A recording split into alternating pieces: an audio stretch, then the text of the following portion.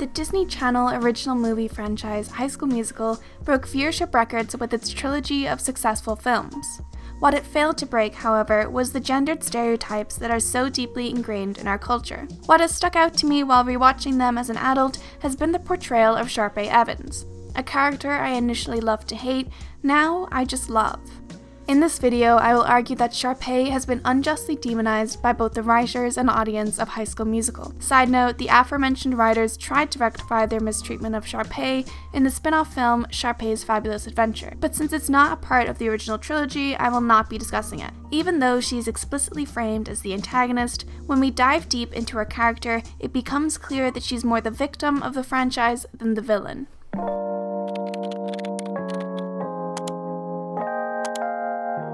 Sharpay is often painted the villain of the franchise because of her drive, her confidence, and let's face it, her femininity. Ultimately, it is the fact that she is a woman that leads to her demonization.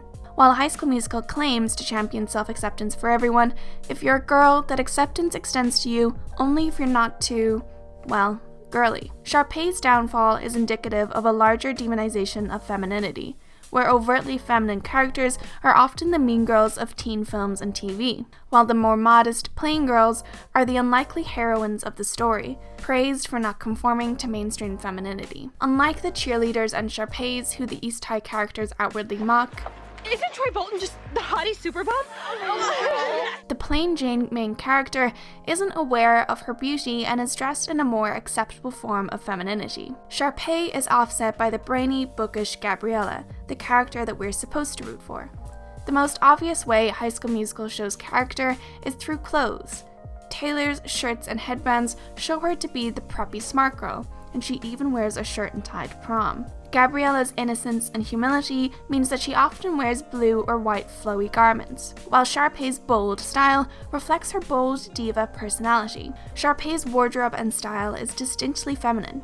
She often wears pinks, floral patterns, and sequins, paired with an extensive array of accessories. She lives in a bubblegum dream. Everything from her car to her locker is hot pink. The second film propels Sharpay into true diva mode. Her femininity reaches new heights with a pink golf cart, glittery golf clubs, and a staple handbag dog. Through all of this, it is clear that she is only dressing for herself, ignoring the stares that follow her through the hallway. However, by associating such feminine characteristics so strongly with the female antagonist, it's clear that one is supposed to mock and reject these. This is especially true when we consider that the likable female characters are rarely shown wearing pink clothing or accessories. Sharpay's confidence is labeled as vanity by her peers, and she's mocked because of it. You know, she probably spent the holidays what she always does. Well, how's that? Shopping for mirrors. Oh. It's notable that the film's most overtly feminine character is also the villain, signaling that an excess of bold feminine energy is to be reined back in order to succeed. Sharpay's villainy stems from her distinctly female ambition, a drive that doesn't differ from that of, say, Elle Woods of Legally Blonde, where female ambition is framed as a positive trait. In High School Musical, it is the men that are praised for their drive and leadership, while Sharpay is ridiculed. You're the team leader. And what you do affects not only this team, but the entire school. Sharpay functions as a kind of High School Musical femme fatale, a liberated, beautiful woman who tries to lure the male protagonist and thus must be punished by the end of the film for her actions. In his book on classic American film noir, Andrew Dickus attempts to define the femme fatale. 3 things motivate the femme fatale: a lust for exciting sex, a desire for wealth and the power it brings, and a need to control everything and everyone around her. Since this is a film aimed at kids, the first characteristic obviously doesn't apply, but the other 2 encapsulate Sharpay's core motivations: to be the center of attention and star performer from East High to Broadway. Punishment is also a key element of the femme fatale character, and Sharpay is punished over and over throughout the franchise for her attempted manipulation of those around her. Not once does she achieve her aspiration of star performer, despite years of hard work and dedication. My brother and I have starred in all the school's productions, and we really welcome newcomers. Her performances are often the most lively and engaging of the films. In the first film, she is quite frankly robbed of the lead role in the Winter Musicale, one that she deserves because of her extensive experience with and involvement in musical theatre. In High School Musical 2, she gives away the Star Dazzle award to her brother Ryan, the very brother who humiliated her and abandoned her in favor of the Wildcats. Then, in the third film, she's backstabbed once more, and her time in the limelight is embarrassing rather than empowering. She doesn't get a place in her dream college, Juilliard, and accepts her rejection with grace, instead volunteering to help out with the East High Musical Theatre department after graduation. Sharpay is continually forced to bear a brave face while she is repeatedly wronged and ostracized. Granted, she does get up to her fair share of plotting and scheming, but all of this is to ensure that the musicals aren't tainted by inexperienced infiltrators. For example, she changes the day of the Tinseltown auditions, and this is framed as a heinous act of villainy, but it is more to challenge Troy and Gabriella's priorities than anything else. She is also demonized for securing jobs for the Wildcats and attempting to get Troy a scholarship, all in exchange for a duet. This is no small feat considering the average cost of American college tuition, and all she gets in return is the cold shoulder. Nevertheless, she accepts all her defeats with grace and even supports those who beat her. Though Sharpay knows her worth, nobody else seems to recognize it.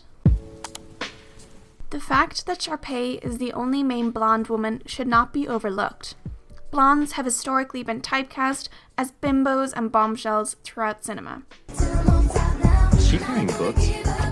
Sharpay's blonde hair, while it may seem like a trivial detail, is heavily weighted with established societal codes and conventions. In his work on blondes in cinema, Jeanette Vincendeau argues that blondness suggests something inherent to female sexuality, and at the same time it is the mark of artificiality, the sign of glamour, a concept that in itself implies a high degree of construction. Sharpay's blonde hair, paired with her wardrobe and behavior, is meant to suggest a superficiality and falseness. Famous blondes such as Marilyn Monroe and Margot Robbie have had to push back against stereotypes of a dumb, shallow, or fake blonde. Speaking of Marilyn Monroe, Sharpay's behavior mimics that of Monroe's characters, cunning and intelligent behind a mask of naivete and allure. She occasionally performs the blonde bimbo with the self-awareness. This is most visible when Sharpay acts like she can't play golf to get guidance from Troy, only to show that she's actually quite skilled once he's left. This feeds into the stereotypes of the dumb blonde and of girls dumbing themselves down to get the attention of a guy. The competition between Sharpay and Gabriella for Troy also has its roots in established Hollywood conventions. The tradition of pitting the blonde and brunette against each other in a fight for a man has long been a staple of Hollywood films, a fight that Sharpay ultimately loses. In the eyes of the writers, Sharpay is too fake, too shallow, and too blonde to succeed in High School Musical. The theater is a temple of art, a precious cornucopia of creative energy. Where's my team, Darvis? What the heck are those two doing in a tree? Arts and science have historically been separated along the lines of gender. Musical theater is a traditionally feminine role, while sports and science are coded as masculine. The characters continually belittle musical theater, while prioritizing sports and science with the Wildcats basketball team and the mathletes. So my point is, if you play basketball, you're gonna end up on the cereal box. If you sing in musicals, you're gonna end up in my mom's refrigerator. Not only does High School Musical put down femininity in its characters, but also in the very pursuits of the film. Even though Gabriella and Troy end up performing on stage, they have already succeeded in their individual competitions of basketball and science, validating their subsequent foray into performing. Their costuming reflects this. Yes, they are performing in musical theater, but Troy's basketball uniform and Gabriella's lab coat remind the audience that they have multiple interests. Since Sharpay's dominion is exclusively musical theater, and she doesn't concern herself with sports or science, her interests are invalid in the eyes of the other characters and arguably the writers. Throughout the franchise, it is only Ryan, Sharpay, and Kelsey that continuously prioritize musical theater, and Sharpay is the only person not rewarded for this dedication. A fate that hardly seems fair. Sharpay Evans is a true icon of the early 2000s. Her unapologetic girliness and ambition is nothing less than admirable.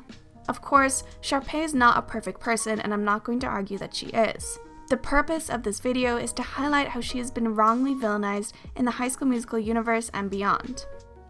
Thank you so much for watching my video on Sharpay. Let me know whether you think she is a villain or a victim. You may be like, Ellen, why do you care so much about a film that was released over a decade ago and is aimed at kids? But I think it's important not only to analyze the films that we currently consume, but also to go back and look at the films we loved when we were younger. So instead of just thinking, man, Sharpay was an entitled bitch, go back and reevaluate and see, is she an entitled bitch? Or is she just a woman that knows what she deserves and isn't afraid to go after it? Even Ashley Tisdale agrees. Think about it.